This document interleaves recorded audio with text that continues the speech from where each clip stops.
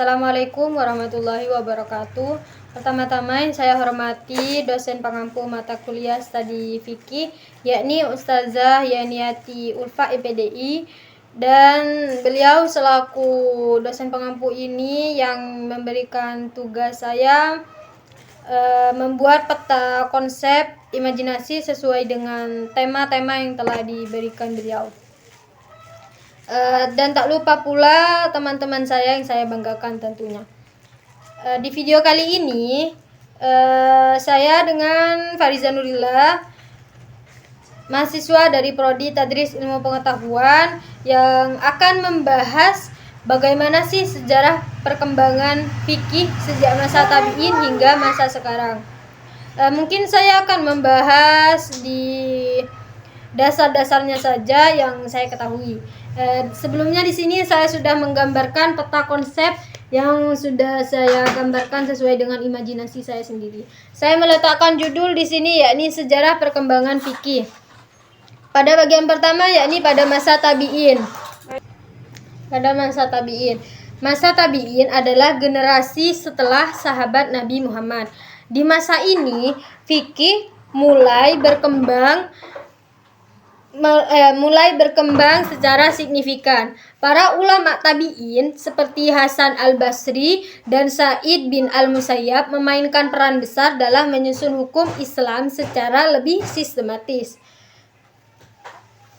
Di sini fikih itu sudah mulai berkembang pesat dan mulai disusun secara sistematis. Hukum-hukum Islamnya disusun secara sistematis.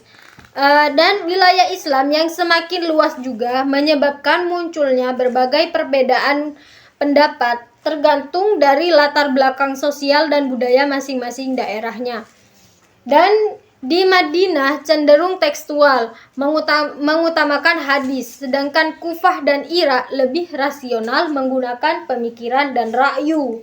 Metodenya itu dalam perkembangan fikih di masa tabi'in itu, kalau di Madinah itu cenderung lebih tekstual, sedangkan di Kufah dan Irak itu lebih rasional menggunakan pemikiran yang disebut dengan ra'yu. Pusat keilmuan pada masa tabi'in itu juga berada di wilayah yakni di Madinah, Kufah, Basrah, dan Syam. Tokoh-tokoh penting yang sudah saya sebutkan barusan yakni Hasan al-Basri, Sa'id bin al-Musayyab, dan Lalu, setelah masa klasik itu, fikih itu terus berkembang sehingga memasuki masa sekarang dengan tantangan yang sangat berbeda tentunya dengan pada zaman itu. Yang kedua yakni pada masa era sekarang. Di zaman modern, fikih itu dihadapkan dengan berbagai persoalan baru. Misalnya, mengalami persoalan mengenai perkembangan teknologi seperti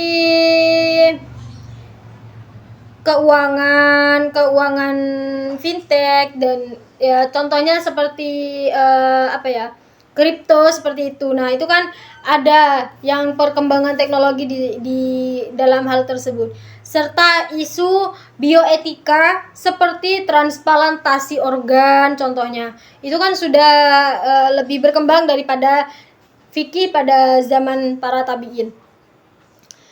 Untuk menjawab tantangan ini, tentunya banyak dibentuk lembaga fikih kontemporer seperti Majma' al-Fiqh al-Islami, seperti dari OKI, MUI di Indonesia, dan banyak lagi contohnya. Dan tentunya fikih minoritas juga muncul untuk memenuhi kebutuhan umat Islam yang tinggal di negara-negara non-muslim. Maksudnya itu fikih ada juga di negara yang non-muslim, tetapi itu hanya minoritas saja, bukan mayoritas, hanya sedikit saja. Seperti itu. Pendekatannya itu pun ikut berkembang, salah satunya dengan memakai prinsip maqasid syariah, yakni melihat tujuan utama dari hukum dan dilakukan melalui ijtihad kolektif oleh para ulama. Mohon maaf. Jadi dari masa tabi'in ini hingga masa yang sekarang, fikih itu terus hidup dan beradaptasi. Perjalanannya itu mencerminkan beberapa fleksibelnya Islam. Maksudnya itu perjalanan fikih itu mencerminkan betapa fleksibelnya Islam dalam menjawab kebutuhan zaman hingga era saat ini. Mungkin cukup sekian penjelasan singkat dari saya. Saya hanya bisa memaparkan dasar-dasarnya saja. Semoga penjelasan dari saya ini bermanfaat dan mudah dipahami juga tentunya. Apabila ada salah kata saya memohon maaf. Wabillahi taufiq wal hidayah wa ridha wal inayah. Wassalamualaikum warahmatullahi wabarakatuh.